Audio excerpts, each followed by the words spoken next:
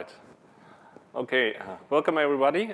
Thank you for coming here and for your time. And I think I'm going to spare you the theory of change management and why people are important, and directly jump into the topic. And here's how the talk is organized. I am going to spend a lot of time of talking about this engagement, the client, its background, some history, and developments that actually led to our engagement. And for the simple reasons, we have, it's an early stage engagement, like 3 months. I think I've started in May. And I think it's really crucial to understand what kind of events and happenings, decisions, and actions, maybe some errors, led to this situation as it is right now. And also I hope for some of you guys that you might see yourself and recognize, oh darn, that's quite similar to our setup. And you get some learnings out of it. So I will spend quite some time describing the context of this engagement and the client, what happened, punctuation point, and basically a restart, and how it led to this restart, which is actually a Kanban story at the beginning, quite early. So let's start with the context, and I will present you some hard facts. Nothing special. It's a German group of many companies. It's a listed company. It has around 10,000 people. It's very successful, 1.6 billion of revenue. And it's a leader in this segment. For NDA reasons, I can not share who it is or what the segment is, but it has a typical group structure, right? Nothing special there, potentially boring, right? And it has well over 100 of companies that this group owns. And you can imagine these companies are also many because they are locally operated. Imagine you would have something in San Diego or in New York, Chicago, and this is the reason why they have so many subsidiaries. And of course, it has a corporate headquarters, right? Head office IT as well. And the subsidiaries are independently led, right? So they are all more or less self-organized or self-managed, you might say. And we have around a dozen of those companies that are really relevant in size, make the biggest chunk of the revenue. And of course, they all have their own IT. Different in size, some are in e-commerce, and of course, they create their own stuff. They program and develop their own software for their particular businesses. However, they also use software from the head office IT. And the head office IT, which is like inside the head office, which is, again, fully owning most of the companies, and is the home for the corporate head office IT. So let's have a look, what is this head office IT about? It's a typical shared service in a corporate environment, and mainly responsible for all the boring stuff, you might say, right? Accounting systems related to the shared services. You got lots of infrastructure stuff, license management, contract management, CRM systems, data warehousing, right? Very typical thing. And of course, you will find things like infrastructure, especially SAP, which is a major part of the whole department and also the business, is located at the head office IT. Salesforce, Microsoft, cloud, and so on and so forth. So nothing special, but the head office IT department is a central IT department who's a shared service and responsible for all kinds of stuff you see here on this slide. So let's look at the organizational chart. You have board members, and one of the board members is actually responsible for the head office IT. Of course, you have some kind of head of central IT, and then you have departments like cloud operations, and they have subgroups. You have a major, quite large, which is, I think, 30% of the people, which is around 100 here, is SAP. And typical SAP setup, I will spare you all the nasty SAP terms, which I had to learn. What is the basis? What is the transport? Like, oh, that's operations. Not quite.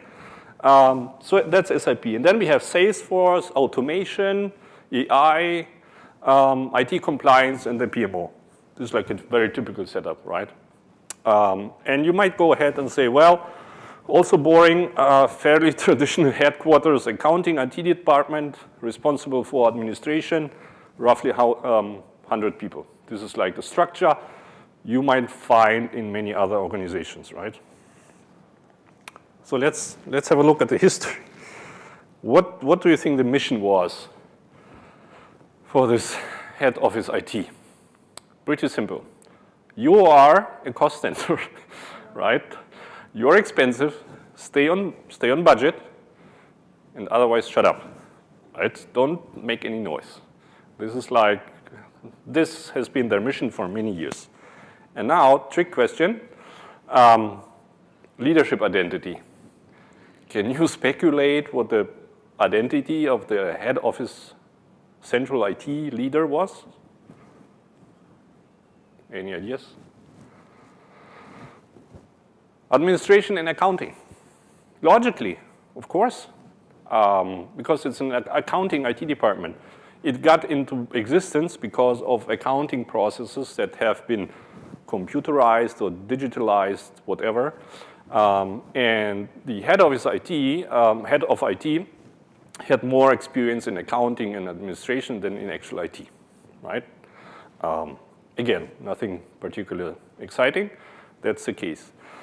So let's look why it was this way, right? Like, what were the assumptions that led to the structure and the setup? So the assumptions were we have high degree of stability across all IT processes. Same applies for the business processes. Yesterday's weather applies today, and certainly tomorrow and next year. That was the assumption. Speed of change is irrelevant because we don't have change. Low degree of automation because it's costly. You need to do it. And training and development is actually not necessary because why? It's always have been the same, and you have the same structures and processes. So these were the assumptions. And the historical focus was not product thinking, all the fancy stuff. It was not about adding business value or about being fast, but the purpose and mission was operating a steady system and executing the stable processes as they were designed, and also about reliability and predictability. So if you have invoices, be correct, be in time, be predictable. That's, of course, was expectation because it's important. Like, it's similar.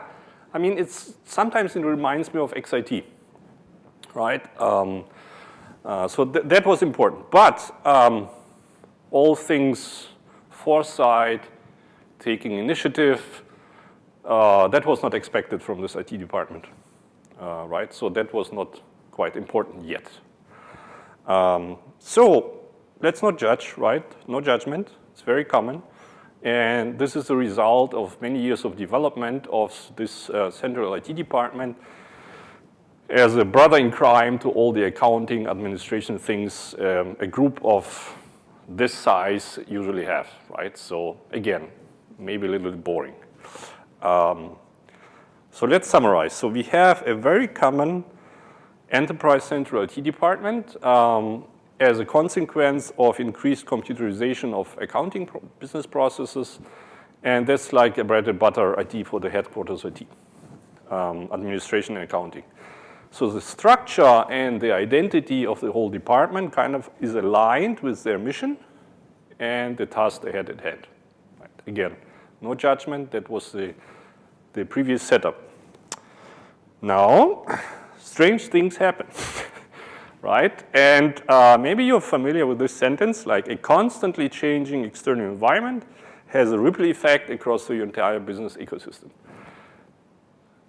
You will find that in enterprise services planning, because that's how it's the challenge of professional services business is described. So we have a ripple effect. And in this case, the client had two sources of the ripple effect. One, the board. So people of the board go golfing. They go on conferences, they meet other friends, and they hear people about talking automation, digitalization, AI, or blockchain, all the fancy buzzwords. And they come back, and the stakeholders are asking them, so what are you going to do about all the buzzwords? So they're kind of worried. They don't know much about it, they're not informed, but still, ask questions like, okay, maybe there's an opportunity, especially in automation. So they have a kind of gut feeling.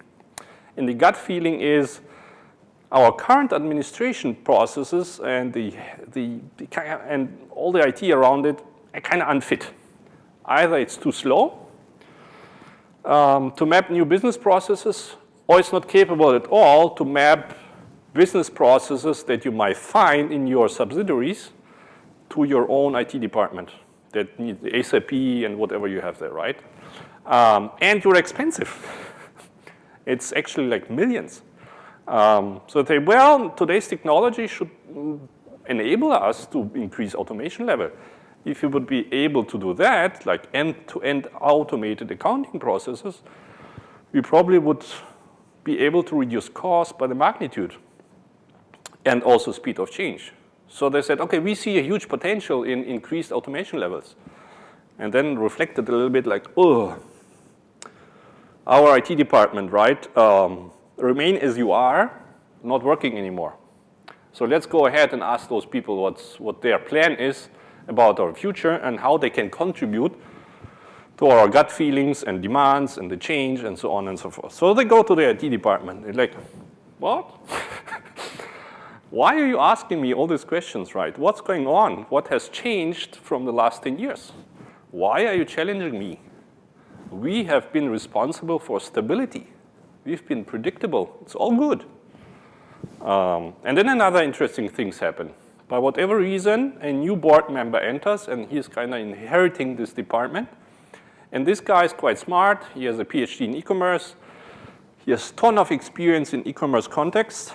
Wrapping up startups, healing them, and he has a lot of experience in Agile, which is basically Scrum. This is how he used to run e-commerce companies. So he's a smart guy, and he's going like, asking questions again. And then you have your second ripple effect. It's like a turbocharge, because he's directly responsible for this IT department. Like, where are your burn down charts? Where are your coaches? Where is all your Scrum? And then he looks also at SAP and says, what the heck is going on here? Why are you 15 versions behind the current one? What's going on? That's a mess. Can anyone answer me anything? And then the IT department goes like, what? Again? All the buzzwords now? I don't even understand what you're talking about.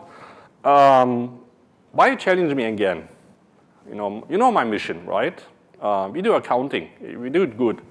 It's stable and predictable. And this was a quick hack. For 2 minutes, I attended Michael's session, and he said, stability doesn't like disruption, right? So the guys were kind of, surprised what's going on. And the other thing is an inconvenient truth. What happens if top management doesn't get any answers from management below? They usually circumvent. They go bypass existing structures, responsibilities, leadership management. It's like, okay, let's see. So let's summarize. So we have a fairly traditional accounting IT setup. We have common challenges of digitalization in that area, all the nice buzzwords, right? The board and the new board member, they face reality, realize maybe we're not ready yet, right? They seek answers from existing IT leadership, fall flat. What they do then? Okay, they start working around existing IT leadership. So it begins. The road to hell is paved with good intentions. And the new board member, he's taking leadership and says, well, if nobody is doing anything about it, I will. So what usually happens, we need Agile. And since he has a vast experience in Agile, in e-commerce, what he does is, okay, let's implement Agile. And I think we've heard what happened like quite a few times what happens in such cases already in those conference, and you will recognize that one of the patterns is understanding Agile. So no bad intentions here. It's a genuine belief among many executives. I think we also heard unknown unknowns already. This one, Agile, a bunch of methods. I know Scrum from my experience all very well. It worked fine, so it must be Scrum. So let's do Scrum and get agility. It means we have to install Scrum. And that was the belief also of the board member, because he was quite experienced with that, running e-commerce companies. So what happens next? You hire a bunch of rock stars, right? And they did exactly that. Not they, this board member hired a quite famous Scrum shop in Germany. It's roughly 60, 70 people currently. So quite a large company for an Agile consulting company. And what do? They do the things most of the companies would do. Create cross-functional teams, assign them like a topic to focus on, because focus is kind of important in Agile. And of course, you need to implement a transformation team. This is what they did. And now we have to be aware that so far, a lot of things happened between here and ping pong, and 1.5 years, nothing happened. Now board of directors goes around, and they're meeting the people, which was so far not really touched by any of these discussions. So these are the people, around 100 of them. So how did they react? So first, like, well, I'm not sure about it. Our staff, our past, this is our structure, right? A bit later, like, are you serious? Didn't you hear what we said? And some really long time later, like, come on, stop, right? We are running out of patience. And they have been really patient about it. And they did everything this consulting company suggested. And by the end was like, hey, talk to the hand, silently, because they are polite people. So what happened, in the background, they said, well, this consulting company, no, not working. So they rejected or repelled the consulting company and ended up like, hey, Houston, we have a problem. Todd's not here, right? So let's see what happened. And there's a Latin saying, like, to fail or to make mistakes is human. And this consulting company did some serious mistakes. And from my interpretation, I categorize those in two parts. Implementation errors. So I need to break a leg for Scrum. That's not like a bashing for Scrum. But even if it was Scrum, they did like really serious implementation errors. The other thing was, which I call the fatal errors, like really screw-ups. And this is the second category.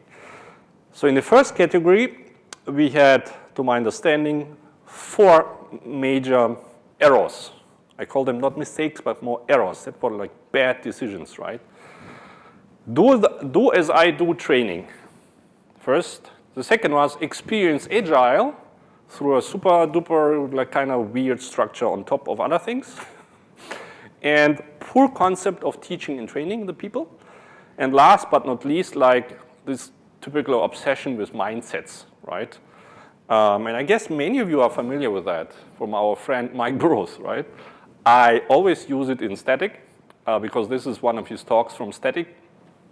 And in this case, it was quite similar, but it's not related to static. But implement Scrum, phase 1. Phase 2, profit, right? And in this case, it happened very similar to this metaphor. So a concept of implementing Agile as, okay, let's demonstrate. They watch us, and then kind of inception, absorb it. And then they replicate. I put like imitate, more of appropriate word here. And then everything is awesome. It's done, right? And while I was preparing this talk, I started Googling around because I had translated what the head of IT said in my interview. And it came out is do as I do. And I Googled do as I do, and I found this one. Do as I do is actually a training technique for dogs. That has been literally invented by Claudia Fugazza, and it works really fine. What you do in do as I do, first of all, you train the dogs to copy people, a human master, a familiar behavior by giving a cue. First, you need to train the dog, given a cue like do it, and then they will observe and copy human behavior. Once you've indoctrinated that in the dog, you can teach new tricks because the dog knows do it, and then they will copy the human. So this is like do as I do training technique. Frank? You forgot to give him a treat. Yeah. Incentive, right? Like put something out of pocket. Like you go to a conference. And this is very similar to what they've tried. And one of the comments was, well, my interpretation is growing Agile zombies. We did all this stuff, right? We did the iterations, we did the dailies, retrospectives, but we had no clue about why, because we're just basically copying or imitating what they told us to do. And this is how we worked, and we were thinking this is how we're supposed to work. But they had no clue about why, or good, bad, useful, not useful. And that was the first error. We all know that's a dead end, right? That has many names. Cargo cult, imitation, pseudo-agile, no learning, failure, right? That's, obvious. Second error, they had literally implemented this stuff on top of existing structures. So, okay, Agile is about focus. Fair enough. Let's create focus. Let's do focus weeks. Let's play Scrum for 2 weeks. Pick a topic, assemble a cross-functional team, then find some of I call it those people who put the requests, make them product owner and make them sit for 2 weeks with this team. That's the PO idea, like. No demand analysis, no context analysis, no capability analysis, not even close. So they impose this structure on the daily business of people, and people are going, oh, I have shit to do, right? How I'm supposed to cope in my daily business? Because this structure was, oh, you played for 2 weeks, but yes, you have to do the other stuff as well, right? And if you remember the structure, there was infrastructure, IT support, in-house IT, SAP, facility management IT, and whatsoever, right? So that was quite heavy on the people, right?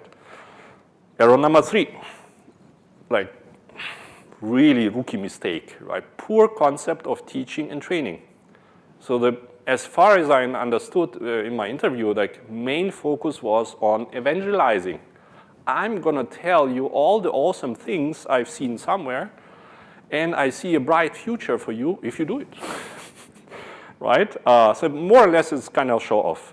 The other thing is no curriculum, no learning objectives for the rest of the people, no learning plan, no whatever, except the Scrum Master trainings, of course. And the Scrum Master trainings have been delivered to the newly built transformation team with the same approach they had to learning, do as I do, and then go and repeat with the rest of the organization, right? And magic will happen. No, it didn't. Error number 4. We strongly believe that Agile is a good thing to do. Fair enough, right? But since it kind of did not work out very well with practice, I think, okay, if only we could make the people copy our beliefs or adapt our beliefs, they would behave accordingly. Of course, they had no learning plan, no good way how to show them and teach and make the people adapt actually the practices and see for themselves if it works out or not. So they're very much concentrated on mindset workshops. So you see this little lady swinging here? It's not just for fun. So I heard an anecdote. They were invited to a workshop, entered a room. There were no chairs. There were swings. And they were like, you can imagine like fairly traditional accounting, central accounting, IT people entering a room with swings hanging out roof or ceiling, and then you have a workshop there. So probably one half was very confused, the other half was laughing. So this is what they did. Really pretty much focus of, oh, we need to change the mindset by changing the mindset. Not a good idea. Now we're coming to really screw-ups. I call them fatal errors. This is ignoring the context, ignoring the people, and continue doing it. So again, that's not to blame Scrum, but those people who make the decisions what to choose. And just a reminder, this is the setup. We are not an e-commerce environment, right? This is central IT for accounting structure. Cloud and operations, we have things like in-house IT, facility IT management, SAP, really nasty thing, but maybe not. Salesforce, automation, all kinds of departments. And I'm asking, does this look like a typical context to apply Scrum for? Nah, not sure. So what happened? No attempts have been made to understand the context, not a single step. No attempts have been made to identify the problem in the first place, which was we need automation and you are not fast enough. So they try to implement Scrum by the book, right, in disregard of existing processes, structures, and everything. And that has, of course, a bad effect on the surrounding, on the work itself, because you are in a focus team, but you need to deliver daily business anyway. And, of course, the people. And to give you some hint, this is the outcome of our static that we run afterwards, like recently, last 2 months. This is demand analysis, right? This is like SAP development, and this is automation at EI. I had to blur it because, not allowed to show everything, but in summary is that largely inhomogeneous demand patterns. They have many ad hoc requests and changing priorities. They have little predictability of demand because it depends, you're a central IT department. You have like roughly 100 companies that interact with you. And you are in internal shared service for so many customers. This is clearly a sign, think before you make suggestions, right? Of course, none of that happened. If they did anything related to static, they should be able to see the patterns of demand, workflows, structures, and so on and so forth. But that was not just there. Okay, that made this fatal error. Second fatal error, ignore the people. They were not blindly resisting. On the contrary, they were quite curious and open initially. Some had already tried to go this Agile thing and do it. In some departments, they had own attempts to implement Agile. Some went to own trainings, paid their own trainings, went to conferences, read books, and so on and so forth. So you cannot say they're just resisting because they don't like Agile. That's not true.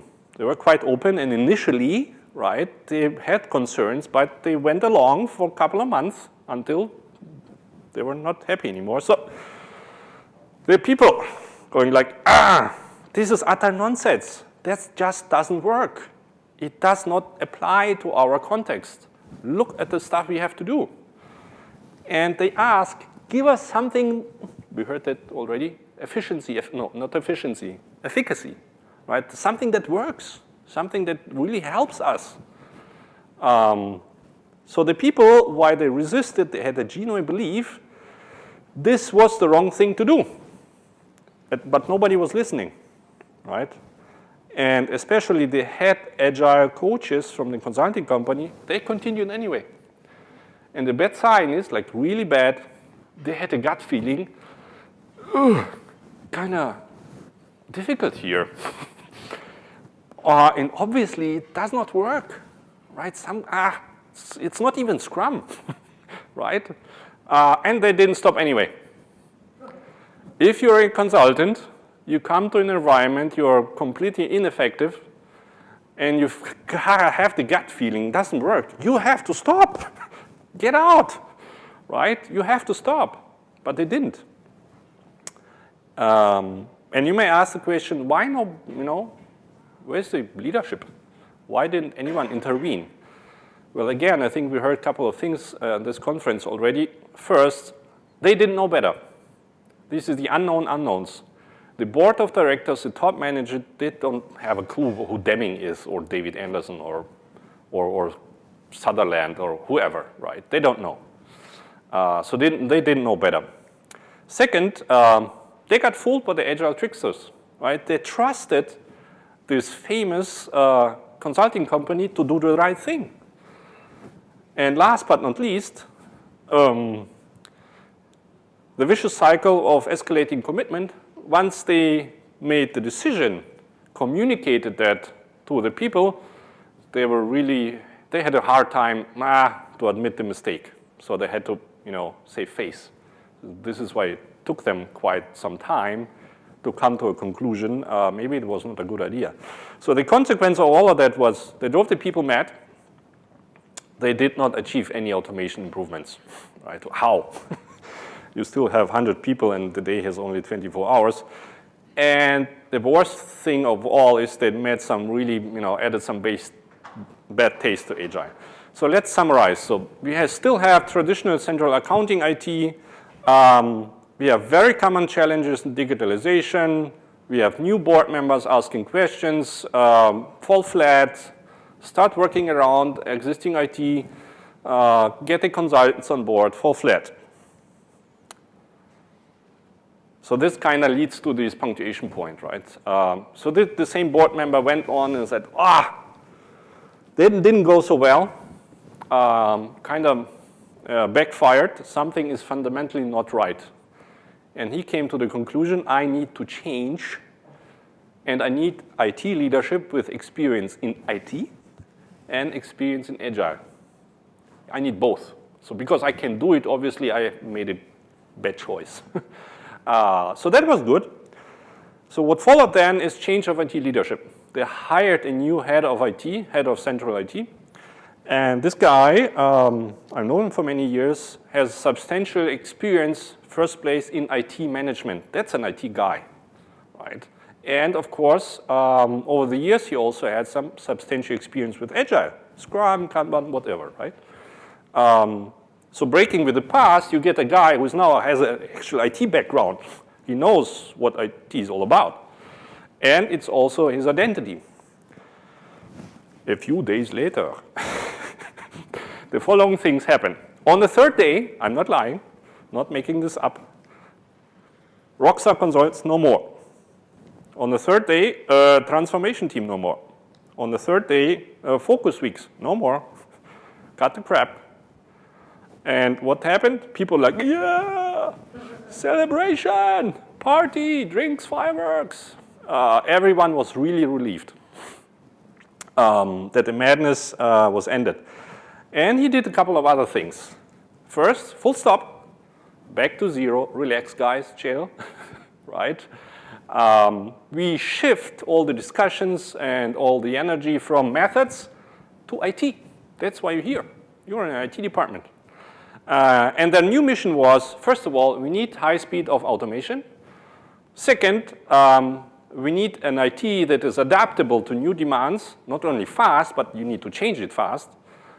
And to get there, we need to get rid of all the skeletons in the closet, like 15 versions SAP behind the actual one. No. -1 is the worst case you're going to do from now on. And your mission is just do freaking good IT. Very good. All right, let's go just back. Rewind. This would happen. Full stop, relax for a couple of weeks. No talking about method whatsoever. Just do IT, right? And a couple of other really important things happened. No judgment. In that context you did a good job. Their mission was not to update SAP. It was not. You cannot blame them. They were a cost center, like, oh, no, don't touch it. It's money. So make them feel good again.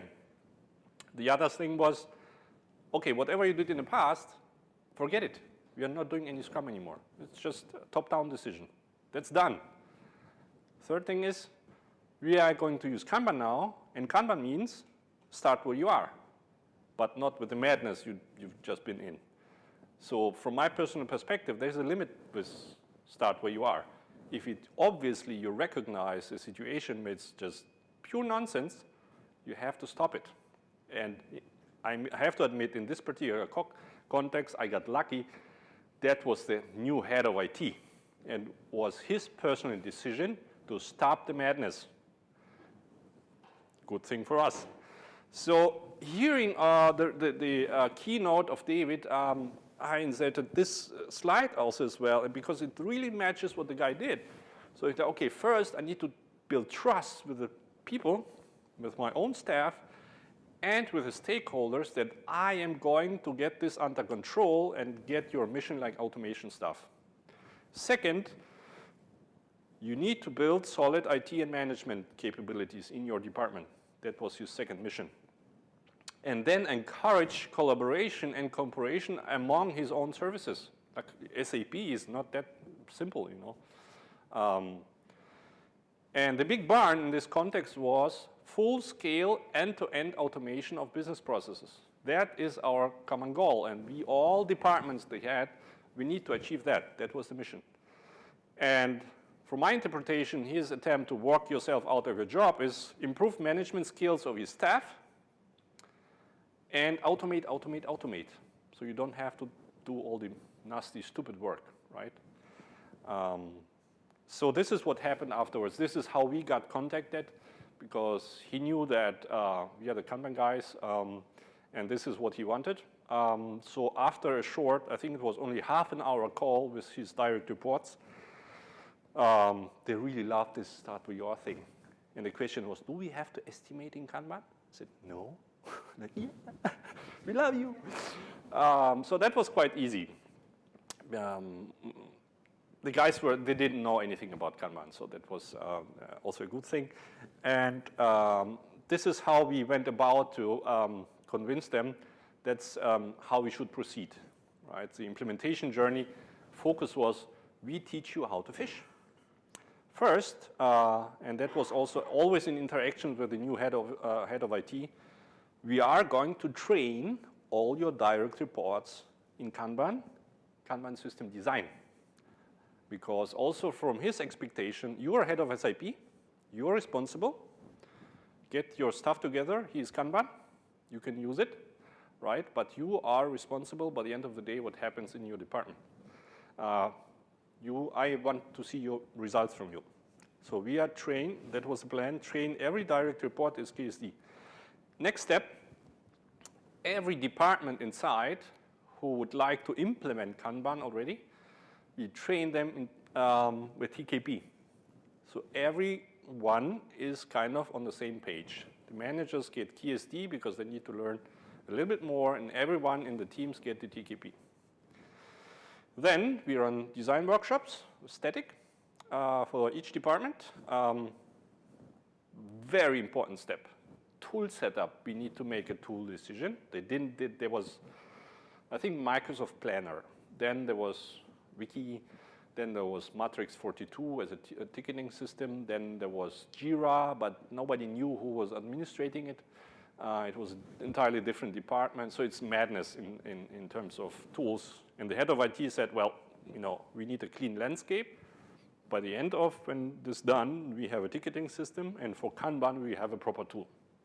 So that had to be clarified, arranged, boards created, accessed, bought, and so on and so forth. Then creation of the digital boards as from the results of static, agreements, cadences, and now we are kind of in the phase of, I'll show you how far we are, transitioning from, okay, we have kick-started the whole thing, and now we need to do some actual coaching and consulting work, right? So one of the first things that we've done is starting point with the PMO. Why? Well, simple reason, they were in the first KSD workshop and they were like, yeah, come on, we love it. And their message was also, or the mission from the head of IT was, you are responsible for doing good project management. I want to be really professional thing. And you get all the support from the Kanban people to run a well-organized professional PMO. So they had lots of energy. But that's not the only thing. It was kind of natural. Okay, let's get rid of the Excel, of your best project management tool. We set up cadences, a basic set, created the first PMO boards, and now they can actually increase governance of, okay, we have a project funnel, which projects are really contributing to our mission, and now it creates kind of signal also for the people in the departments. Thank God there is someone who is funneling the stuff, because otherwise we're just like, oh, that's too much, right? So we have that also under control. So as I told you guys at the beginning, that's like a very early stage. After 3 months, July, we were entirely off. It's vacation season. So we started end of May, first training, end of KST, end of June, second, and in between quite a few TKPs. And so we have now, I think, around 17 direct reports who all ran through KST training. And the KST training was done in the city where the company is located at, not online. That was really important for the people. We've run a number of TKPs with the groups who want actually to implement Kanban systems right now. It's around 35 people. We have designed around 5 Kanban systems for the departments with static. A Kanban tool has been selected, connected to the SSO, and configured, and actually it's with Kanban. And they did a lot, I think 2-3 administration trainings, right? Well, thank you very much. And I have to say, that's very important. You cannot just pick a tool and let the people then do stuff with the tool. And according to head of IT, the responsibility of this tool goes to PMO. They organize it. They see how many licenses are required, who has which access. They kind of oversee it, that it's done properly, not just somehow pops up. So this is well organized.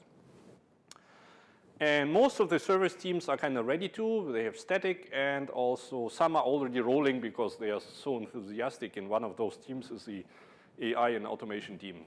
They have people in Spain sitting like, yeah! They're already rolling, and I have like a list of questions I would provide to Ram. He has to answer because they want the nasty stuff. It's AI people, you know. I think they reprogrammed Swift Kanban already.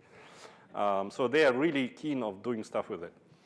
Another thing happened, I mean, which we call like show me yours or show you mine. You see Curious George. And the guys are so curious to see what the other guys are doing with the Kanban systems. Like, what they are doing, how is it looking? Like, oh, interesting, we have to copy that. So all kind of social things start happening around these Kanban systems.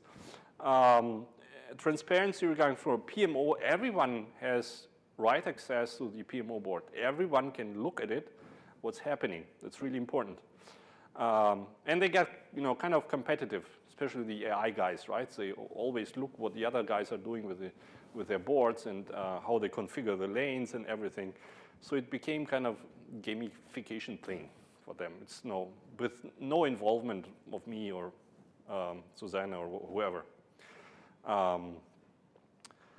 So we had like a couple of initial boards for the service teams. I wanted just to give you a couple of examples, different workflows, different setups, different work items types and hierarchy. And this is what, you know, just to give you that, you know, stuff actually happens.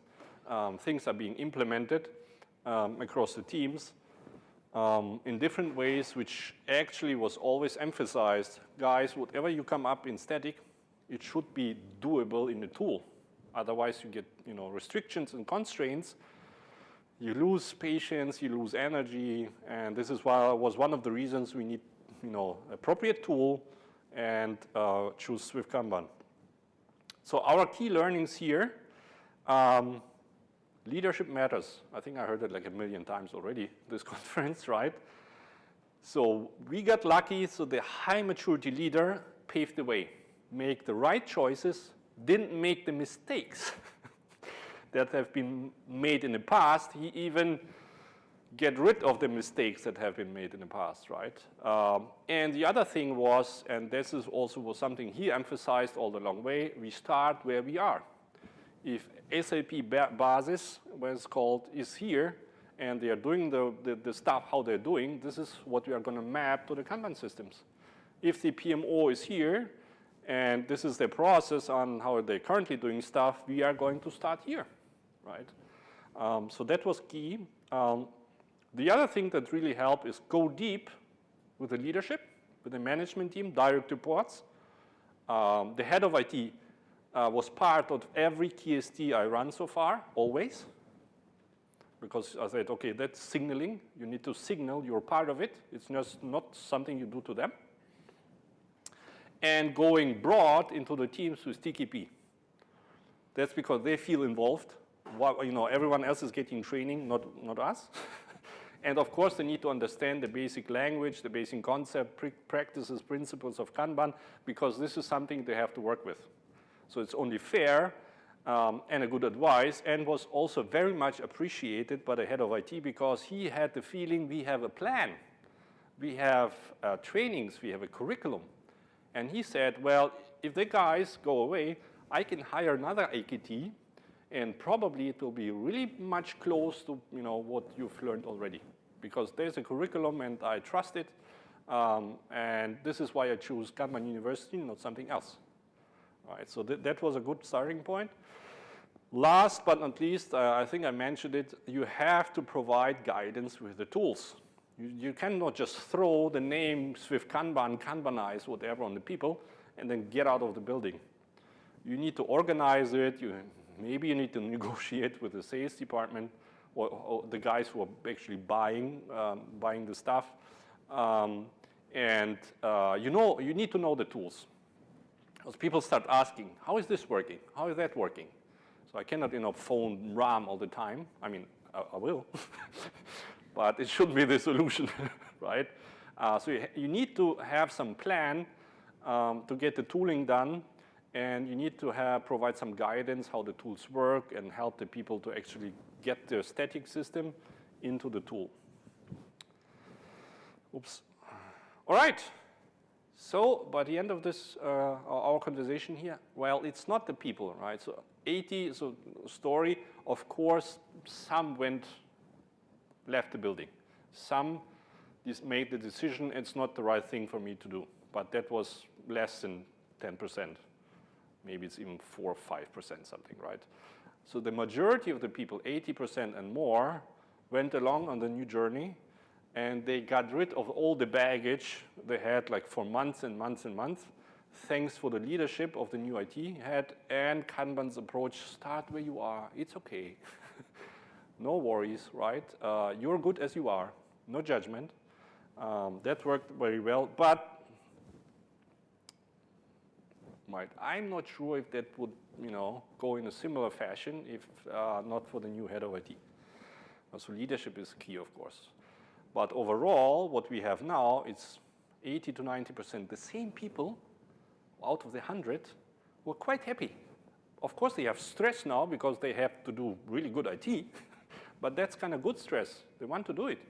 And our approach was now they have some really good stuff to do from head of IT as a mission. We need to keep balance, right? They have stuff to do on a daily basis. It's not I can talk to them like whole day about methods. They have a job, right? And they have a mission. So we have to strike a balance between how many trainings, how fast we can do it. But overall, I think what we have achieved in the last 3 months, including July, where everybody was on vacation, is we run the whole staff through training.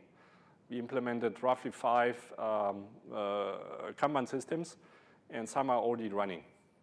That's not usual for an enterprise or company of that size, right? Sometimes it takes me like 6 to 12 months to convince them to do any training, right? So I think in that situation, with the same people, but change of leadership, change of the method, it helped a lot to get rid of past baggage and start a new beginning. And that's just the beginning. This is why it's episode 1, because we will continue, of course, and all the interesting things with getting the Kanban systems ongoing, connecting them among the different departments, improving maturity, and so on and so forth. This is something to come. And I hope maybe if I stand here next year, I can then report what actually happened and if the automation increased and the quality and so on and so forth. So thank you very much. That's just us, geeky couple from Hamburg. And I don't know if you have time for questions. Yeah, we started later, so maybe you have time. Anyone in charge here? No? Okay.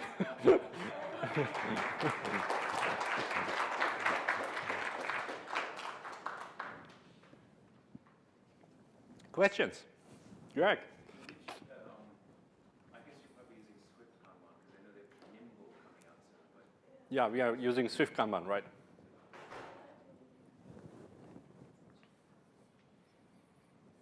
Any other questions? Just curious, when you handle IT actually said that we are going to move with Kanban, Yeah. and going to stop Scrum and all those stuff. Was there no resistance from the people in? No, they celebrated. They just partied, actually, most of them. I said 80%. For the simple. He said stop Scrum. The Kanban came a little bit later. Yeah, he said first we do, stop the madness. We have a new mission. We have to do IT here because it's IT department. And then, nothing. And then we are going to find a way, how to actually improve. But we are going to start where you are. And this we are going to start with you are. People were so relieved because we can get rid of the other stupid things we always complained about and didn't work actually. So they were quite happy. And they came to KSD training like, okay, what is it all about? And in the meanwhile, we played Flow Lab and went through KSD, and then they get to static, like, oh, we get the chance to design our own stuff. Like, no, it's not. And then the head of office IT was always part of the training. He always said, no, you don't get only to design, you have to. I expected from you that you come up in a couple of weeks with your own Kanban system. And then you start improving your service, your IT service. That's your mission, nothing else. Thank you.